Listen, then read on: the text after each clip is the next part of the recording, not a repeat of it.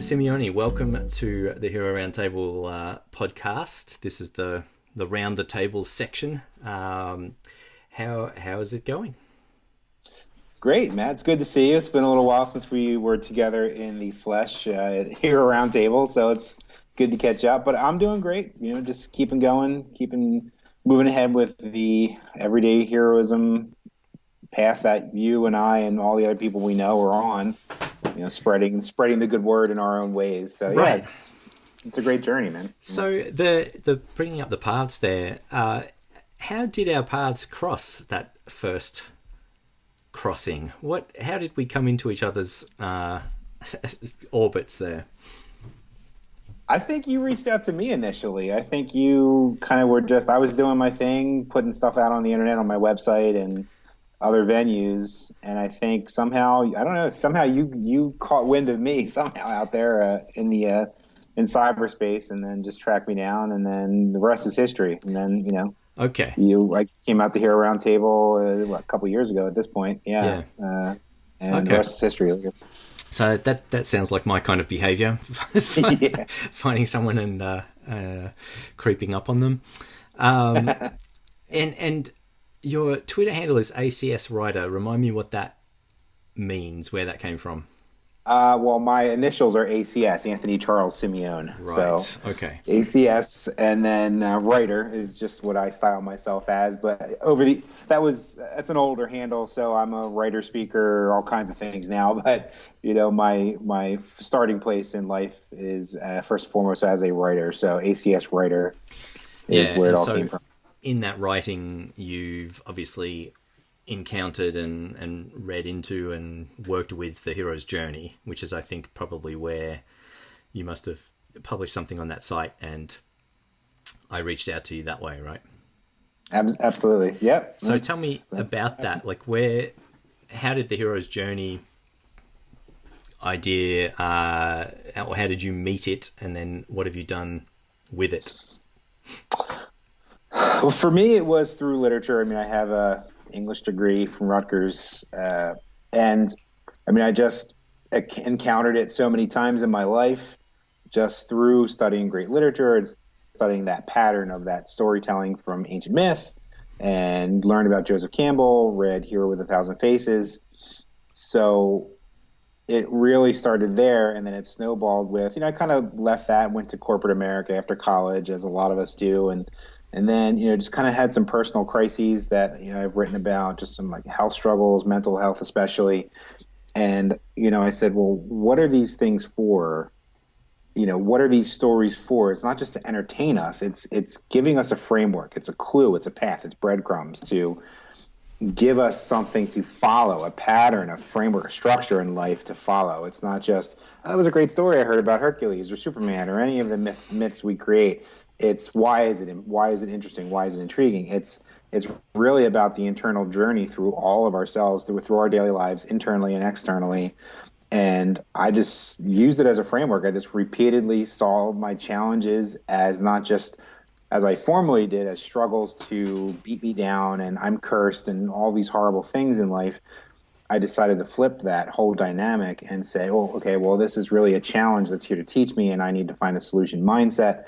So it was just taking inspiration from that. So, Joseph Campbell created the concept, but, like myself and you and others, we take it and we use it as this framework. And that's why I'm so happy that I found the community you've created, because it's amazing to find all these kindred spirits. So It is. I have actually just come from meeting a new one this morning. So it is, and it keeps happening, and people are obviously coming to this stuff from different places, different perspectives. So you're saying that you were first aware of it in college? Were you doing writing at college?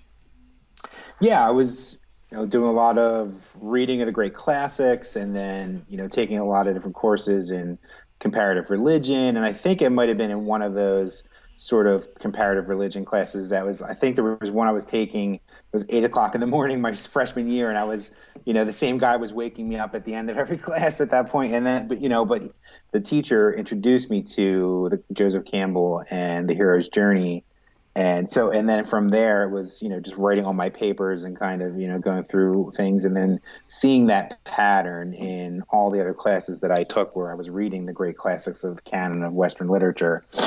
And then, but like I said, like I really kind of let that go and moved on with life. And again, corporate America doesn't really care about that whole process. And then it was like only until I had hit a personal crisis that, later on in life, well after college, I said, okay, I need something. Traditional therapy is great. Medication is great if you need it, but there's in between that, you need something that's more proactive. And it just seemed a logical choice to go back to my training in literature and in mythology, and to go fall back on that pattern for the hero's journey, for a structure for life. Right. So you say it was a logical choice, but how did that come to be? Did you hit something, or were you desperately searching for something? How did that come back? Yeah, I was just desperately searching. I mean, I was, I hit a crisis, and then by around 2013, just had a crisis in my life. Like I said, I had mental health issues that arose and resulting physical issues. So I was just kind of flailing around. I tapped into like Tony Robbins and every other self-help guru out there, and I know he doesn't like to be called a guru, but, just went to the bookstore and hit self-help, and was just started reabsorbing everything that I could. And it was just, I ran into some of those books did involve the hero's journey, especially some of the more depth psychology and things from like The Secret, and the author of The Secret actually produced a book called Hero, a while back. So, and took this and interviewed people about how the hero's journey influenced them. So it was kind of like, oh, okay, so Joseph Campbell, right. So then I got into Hero with a Thousand Faces, and, and just, saw that this pattern is recurring over and over again in all of our literature, from ancient mythology on through Star Wars. George Lucas tapped into it. So it's, why is it so resonant? Why? And it mirrors a lot of things. Like, I read The Power of Habit, and I saw there was a 3-part cycle where like every habit in life has a cue, a routine, and a reward. Well, that's the hero's journey, as in a broad spectrum, has the call, the trials, and the return. So it's like this pattern of 3. And, for anyone who is really into literature but can't do math like me, numbers become magic. Numbers are magical because that's all you can do with them. You can't really add or subtract if you're me. So it was just, I started seeing this pattern. So it was sort of a spiritual breakthrough too, where it was like, okay, so I love literature. I've discovered Joseph Campbell. I can resonate with this, and this pattern keeps recurring, and, and thinking that I can't be crazy. Like this pattern exists in our literature, and we create it subconsciously. And so I just delved into it and said, you know what, this is a framework. This is a structure that we can hang all of our lives, events, and stories onto, and use it as a tool rather than just passively consuming great stories. Well, and speaking of passively consuming, so it's easy to passively consume Tony Robbins or The Secret or all of these the self-help books. So how did you go about creating your own sort of practice around this, and how did you put the Campbell theories from a very dense long book? How did you say, right, this is what I'm gonna do for my life, rather than just follow blindly a guru or a flavor of the month author? It was really seeing the pattern. There's lots of steps. There's many steps, as like you referenced in Joseph Campbell's journey, his hero's journey, the monomyths. But if you can, there are 3 major sections of it. So looking at it, there is that section where you're called to adventure. So that's the beginning of it, and you can fight that instinct. So if you think about, I relate this to even just getting up in the morning sometimes is a call to adventure. Just saying, okay, am I going to get up, or am I going to stay in bed and wallow in my depression? All right, so then you make that step. You answer the call, and you successfully get out of bed. You put your feet on the ground. Then just going about your day, just walking through, that's the trial. And then the lesson at the end of the day, you're getting back into that bed. It's like, okay, I overcame that obstacle. I overcame my depression and I made it through this day. So that's a lesson. The lesson learned is I'm strong enough to survive and get through life. So that's just survival, and that's just neutral, and that's not, that's not thriving.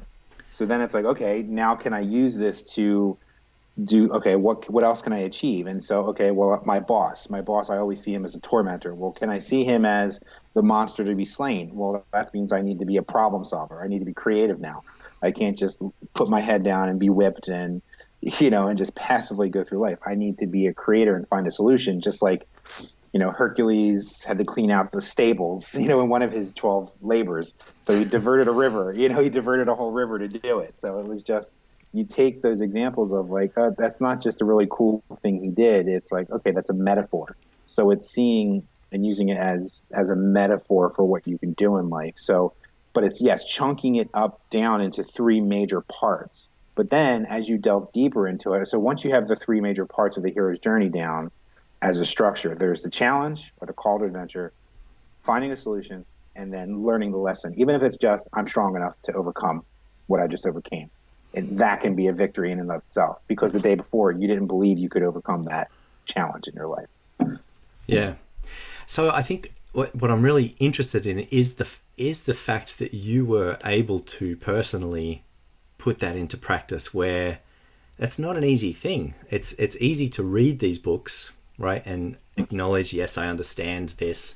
But what are some of the tactics that you use to actually put it into practice and solve the issues that you were having? It is mindfulness. I mean, it's nothing but choosing to say, okay, I have this issue. I have an issue in my life, whether it's, an addiction or a mental illness or whatever. So I have this issue. It's accepting that you have this problem. But then it's like, okay, from there, it's, again, that flipping the script around. So it just takes mindfulness, and it takes kind of, for some people like me, it took me hitting rock bottom, actually. And I hope that people don't have to hit rock bottom and that's why I created, my program, Live the Hero, based off of the structure of Joseph Campbell's Hero's Journeys, because I'm trying to pay it forward now. I'm trying to say, okay, this is what I had to hit rock bottom to discover that sometimes hitting rock bottom, that makes you mindful, because you have no other choice, because everyone's talking about mindfulness is a buzzword now. Yeah. So it's, yes, you have to be mindful of, okay, I feel shitty. And when you do, okay, that means I need to use this tool now. So it became out of just sheer survival. So you go through sometimes just emotion. And I was a zombie for years, just sleepwalking through my life. And then it became just using this pattern over and over. It's like, okay, I'm getting better and better every day.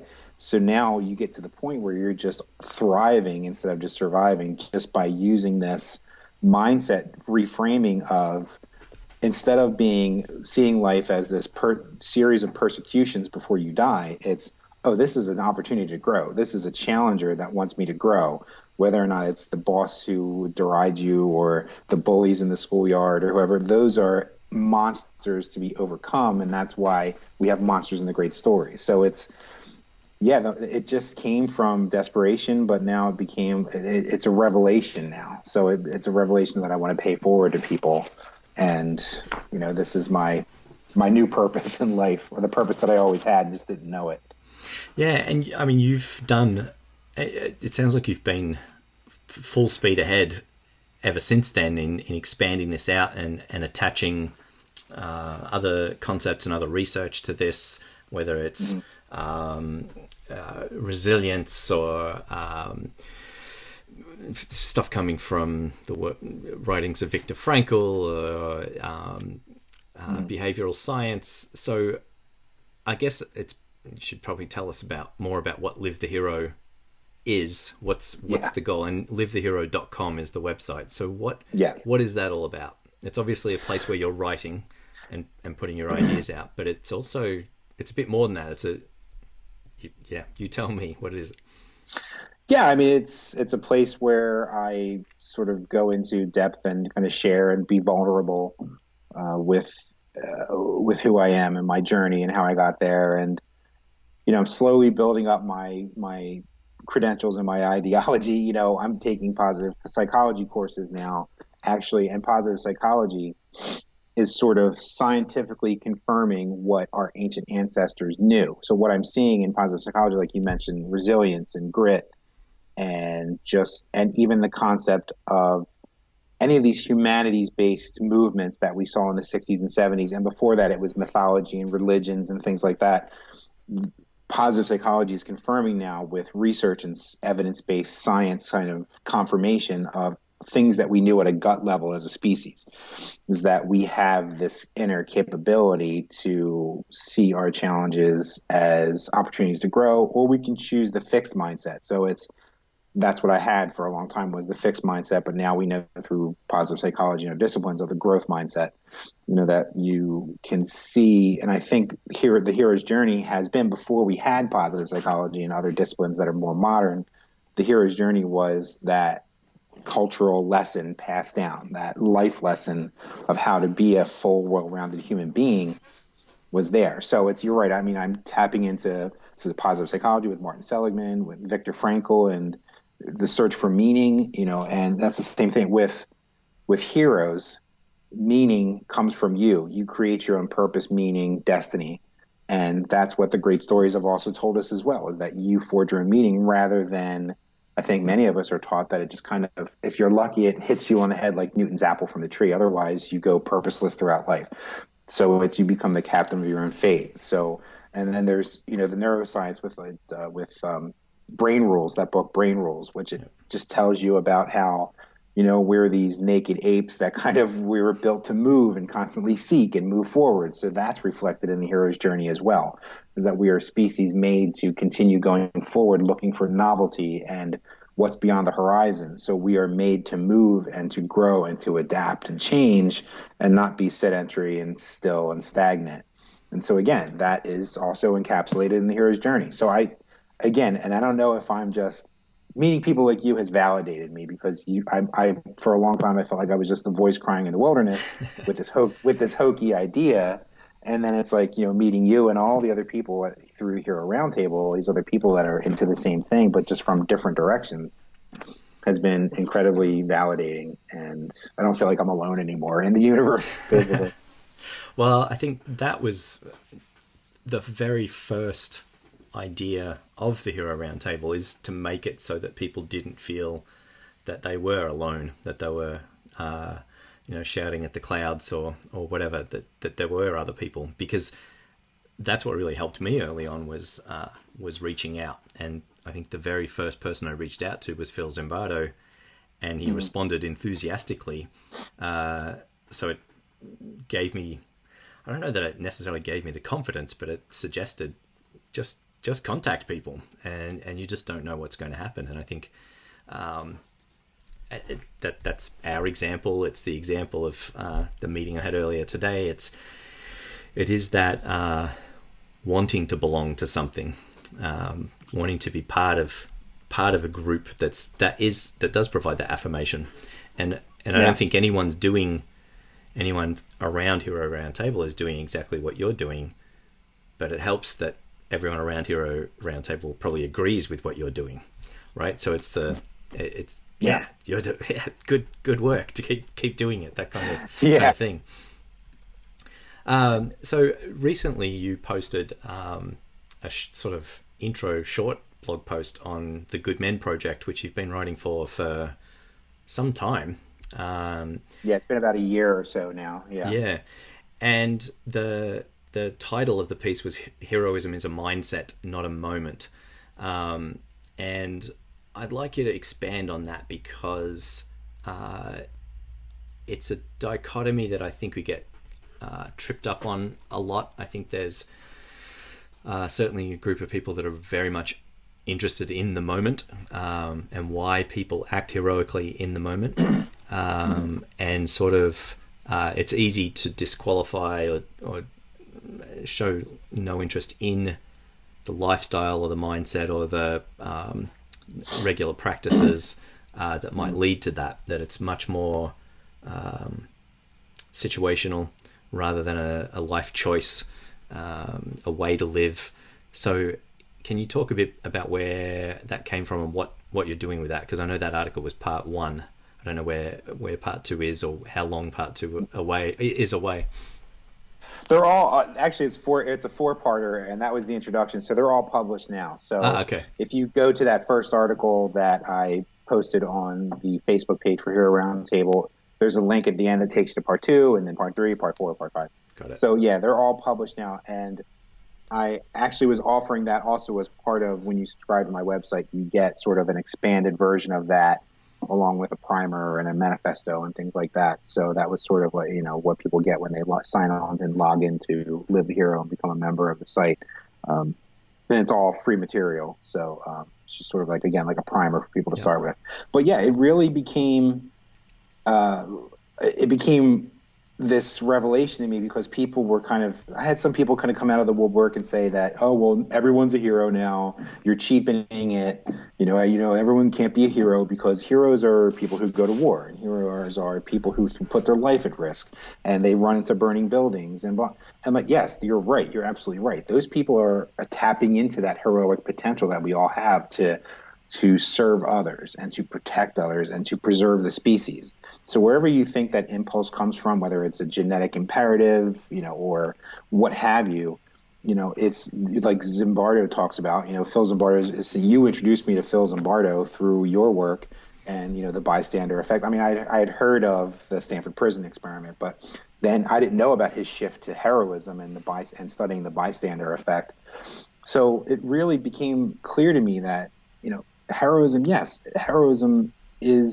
happens in a moment. It can happen in moments of crisis. But behind that is a mindset. So even if you are running into that burning building and you don't really know why, or you're in a wartime scenario, or you're an EMT and you're running into dangerous situations to save people's lives, that is a moment, but there has to be a mindset behind it. And if there is a mindset behind it, then it can be tapped into, I believe, and I think a lot of us believe, that it can be tapped into on a non-crisis moment. So you don't need a crisis to act heroically. You can do it consciously or unconsciously. I think that it can happen unconsciously, that you can overcome the selfishness level of self-preservation, and you can tap into that ability to go and protect others and help others and lift up other people out of a crisis moment, a natural disaster or fire, whatever. But there's much more potential to it. So it's an untapped resource where we can say, okay, now I'm going to tap into this mindset of helping others being also helping myself, because if I improve the world around me, I'm improving life for myself. So it's sort of compassionate self-interest almost. There's lots of terms for it. So heroism can happen in a moment, and that's the same impulse, I think, is behind those rescue moments where there's disasters and crises and threats, but also it is a mindset that can be harnessed for everyday things going through life, helping someone on the street, helping a homeless person, helping an old lady cross the street, things that small. And I think we need to broaden that definition of what it means to be a hero, not to cheapen it, but to make more heroes and have more people that are. To be a hero is to help the world around you. That's the simplest definition. But we have made it so rarefied that I don't think that's what the ancients intended when they created mythologies. Everything back to Gilgamesh on forward. Any great heroic story wasn't just preparing people for a moment of crisis when they were in a war, or to go rescue someone from a crisis. It was, this is how you can live every day. So it was intended originally by our ancient ancestors to be a mindset. But in our modern culture, we call only people who are involved in really dangerous moments heroes. And that's a misconception that I think you and I and everyone else we know in the heroism movement are trying to rectify. And it's not that we're creating this concept. We're reminding people of what heroism actually is. It's a mindset. Again, it doesn't depend on just the moment. It actually depends on you as the individual. Yeah, and I think those stories, those early stories and not so early stories, are really teaching us what it is to be a good person, right? And the interesting way to teach us what it looks like to be a good person is in these crisis points, right? So it's courage being tested. It's integrity being tested, it's loyalty being tested. All of these things, it's boring to tell a story about being honest on a daily basis, but it's Right. when there's a life and death situation that it's dependent on that. That's what makes an interesting story. So it's Yeah, we don't pay attention to things that are boring, right? Yeah. So you won't listen to a boring story. So you're right. You're exactly right. The crisis teaches is what draws our attention, but it's what happens when that situation is over. We can carry forward that mindset. Yeah, and so really with Live the Hero, you're proposing a way of living life that improves the world around you and prepares you for those crisis situations should one occur. Yeah, and you're working on yourself simultaneously as you're working on the world around you. And actually, I think the hero's journey has to be a personal one first. Yeah. Like it had to be for me. It has to be, you have to start training yourself to think in that mindset, and you have to get right with yourself and see yourself as a force in the world. And, we always think that one person can't change the world. There's that old cliche, one person can't change the world, but you don't have to have grandiose change to be a force for good. You can have a ripple effect. So you don't have to be only a famous, powerful celebrity or politician in order to affect change in the world.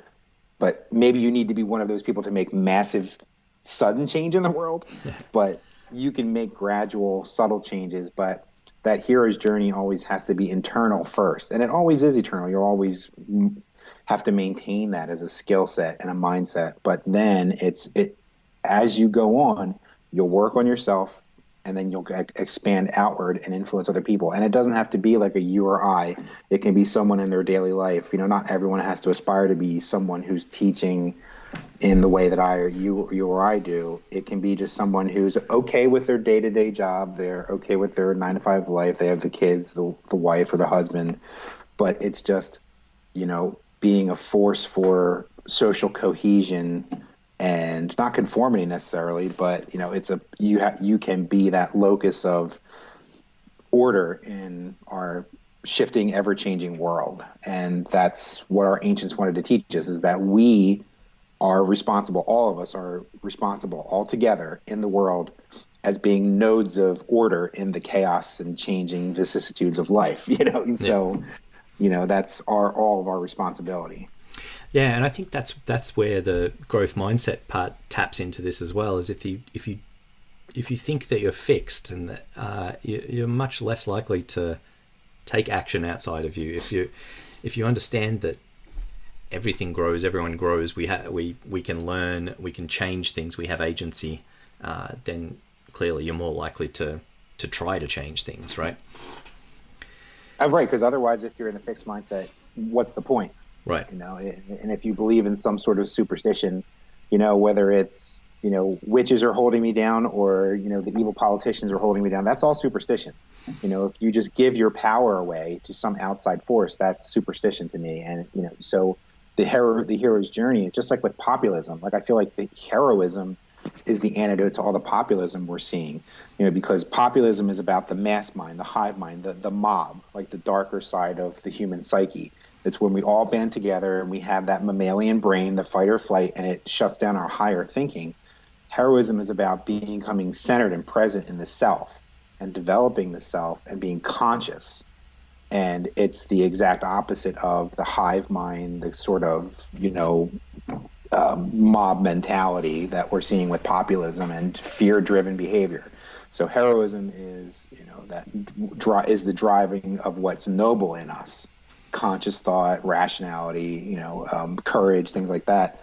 Whereas, populism is just what happens when we become overrun with fear and overloaded with fear, and we band together into mobs. So I see it as an antidote to what we're experiencing now. Right. So in the first episode of this series, I talked to Matthew Winkler, who described the hero's journey pretty well. He's of recent times probably the person who spread the idea the most with his TED Ed talk. What I wanted to ask you about was one step in that, and that's the call to adventure. And I wonder what your thoughts are, because it sounds like you've done this already.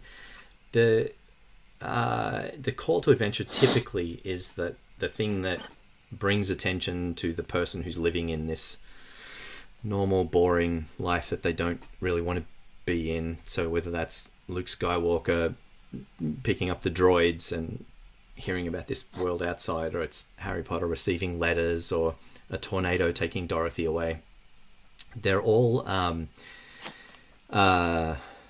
something happening to the hero, information being provided to the hero, or the hero being forcibly removed from that world. That's a very passive approach, and if we're trying to live the hero's journey, or use the hero's journey, how do we make that call to adventure more proactive for ourselves? So my example of, I'm currently in a rut of sorts. So I've got the option of sitting here and waiting for someone to come and give me that call, right? And a lot of times people that are in ruts ignore calls to adventure and certainly resist them. But how do you get yourself onto a hero's journey? How do you say, right, it's time for change, bam, I'm going on a hero's journey? How do you choose the hero's journey? Yeah, I mean, so if you think about all those situations that you described, it's all those situations that you described in those different stories are uncomfortable. So it's discomfort. You get into these ruts, you fall into them just unconsciously, and it really comes from comfort and complacency. So that's one of the paradoxes of being a human being, is that we want comfort, but we simultaneously want change and growth and action and dynamism. So we think we crave the stability, but we also crave discomfort. So it's really about discomfort. So it needs to be a shock to the system. Like, you need to put yourself, even if you have to throw yourself and force yourself into an uncomfortable situation. So that's what I think is, that's why these situations like Frodo and Bilbo Baggins, they were forcibly removed from the situation. They were reluctant heroes. I think most of us are, in a lot of situations, are reluctant heroes. And that's the lesson is that discomfort is that catalyst, is that pathway. So I would say do something, it's become a cliche now, and it's unfortunate. It's like, do something that scares you every day. But there's a reason why that you need to do that, is because otherwise you will become infected, for lack of a better term, with complacency with it, which is okay. It's okay for us to desire comfort and certainty and safety, but we see the results. We slip into ruts in life. And then we try to alleviate that with substance abuse and other things to distract us. But those things are ultimately hollow, because they only offer, again, momentary relief. But for lasting change, just like if you're losing weight or something, you need a lifestyle change. So I would recommend to you and anyone who's stuck in a rut, which we all get into, throw yourself into something uncomfortable. Go after something that you've been putting off, that, is part of your goals, your dreams, your passions. So it's that short, sharp shock sometimes. And sometimes you might need another person to help you. You might say, hey, listen, you have to convince me, I know I need this, you need to tell me. But if that person's not available, we need to say, okay, you need to be mindful and say, okay, I feel like crap. Listen to your feelings. If you're feeling stuck, if you feel like you're wasting your life, throw yourself into whatever situation. I'm not saying danger. You don't have to go skydiving or something, but for you, maybe it's someone that, maybe it's a venue you've been meaning to talk to expand Hero Roundtable, or it's, a famous person that you've been wanting to interview, or something that makes you uncomfortable. That's the direction you need to go. Go where the discomfort is. Right. Talk to me about that resistance to the call. So that the hero famously in Campbell refuses the call, and Yep. The famous one I can think of is or I always go to, is Luke Skywalker, after longing to go into the stars, to have an adventurous life, is given that opportunity and then says, no, I need to stay on the farm. How do we overcome that? Because that's, as you say, it's that paradox of wanting the comfort and clinging to the comfort. And even when there's an overt, clear call to adventure, it's really easy for us to avoid that. Yeah, I mean, and that's what procrastination is, isn't it? I mean, it's, we procrastinate, we put things off, and it's, how do we overcome the resistance? I mean, if you think about it, so how can you give yourself that moment where Luke Skywalker had no more option because, the Empire vaporized his aunt and uncle, so he had no other choice. So it's, how do you, it can be difficult. I mean, you have to find a situation where you, like the Vikings, you have to land and burn the ships. How can you have to be able to find a way and find the lever that will remove that resistance. And so there's no going back. So sometimes you have to throw yourself into situations where there's no going back. Like, tonight, I could have put off, there's a big time difference. So it's about 10:30 here my time at night, and I'm long day at work and whatever, but it's like, I'm uncomfortable. I'm worried about not being on my game because it's 10:30 at night, and hopefully I want to be able to express myself to Matt, and I want to do a great job because I respect Matt so much. And it's that inner chatter that can shut you down. So it's like, what? I'm tired. It's been a long day. I probably don't look my best. It's, the kids were on me when I was home, and the dog and stuff. But it's like, do it anyway. So it's, sometimes you need to use fear as a tool. And I think we spend in our culture, in Western civilization, we spend so much time trying to avoid fear and avoid discomfort. And all of our TV and all the other distractions we have are a result of our seeking entertainment and release and whatever. But I mean, it's just, you have to burn the ships. You have to burn Aunt Beru and Uncle Owen, and you have to sacrifice them, whatever that comfort is, and you just have to say, and then you can even say, like I did another video for you that was in your other series where it's, think about being dead. Think about your death. Death is also a great motivator. So like, listen, you're going to be dead, and what did you do with your life? Even if you have to guilt trick yourself, sometimes you just got to pull every dirty trick in the book to overcome that resistance. But I think it is very easy to avoid these scary situations, right? I mean, I had a similar opportunity to you today. My schedule was right. We organised the right time to talk, and then there were roadworks on the only road for me to get home. So it could have been easy to just say, "Oh, let's just do it next time," or right. And this entire podcast itself is me trying something scary, turning up every week and talking to nobody or 3 people or whatever it is, and just saying, right, no, this is something I'm going to try, and not even try, but just do, right? That's exactly very, very Yoda. Just like Yoda, right? Luke Skywalker. You can't talk. Yeah, right. There is no do. There is no try. Only do. Right. So. Yeah, because that's the thing. If I have the attitude of I'm going to try doing this podcast video series, then if it's just trying, I gave it a try, and if I'm doing it, I'm doing it, and that's it's a completely different mindset. So Yoda, maybe not wise beyond his ears, but certainly certainly a wise one. Yeah. Well, with the time in mind, I want to let you go, but I want to make sure that people have got some things that they can do from here. So can you just let everyone know again what your site is, where they can go to get this initial manifesto introduction, and how they can contact you, like the best way for them to communicate with you if they've got more questions?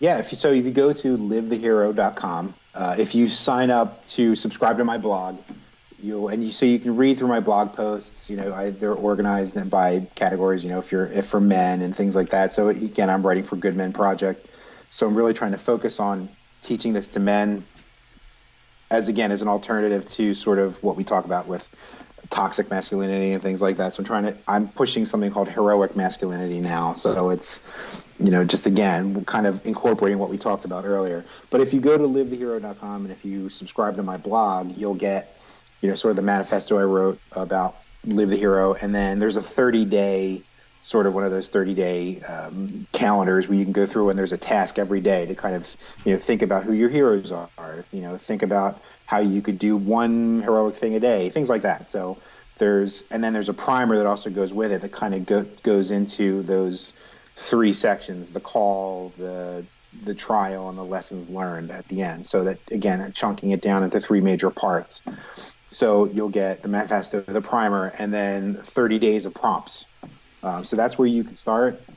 My future plan is, I'm in the process, I'm writing my book. Writing a book, kind of coalescing the whole philosophy and incorporating and collating all these different influences that some of we touched on earlier. So hopefully we'll be offering that soon, and trying to get, and that's kind of for everyone, but I'm also trying to tailor it for men as well. So specifically for those unique challenges for men. So that's the place to start, is get that free material from signing up to my website and my blog. And there's a contact form on my site. My phone number's on there, my email, Anthony@livethehero.com. But you can contact me through the contact page on my site too. Fantastic. So. And I dare say that you might be a good person if people are in a rut and trying to encourage themselves to take that step on the path, that you might be a good guide, a good mentor along the way. So you might be able to push people onto the path. Thank you. I appreciate the compliment. Thank you very much. No problem. Anthony, thank you very much for being here. Get some sleep, and we will talk again very soon, I'm sure. Absolutely. Thank you, sir.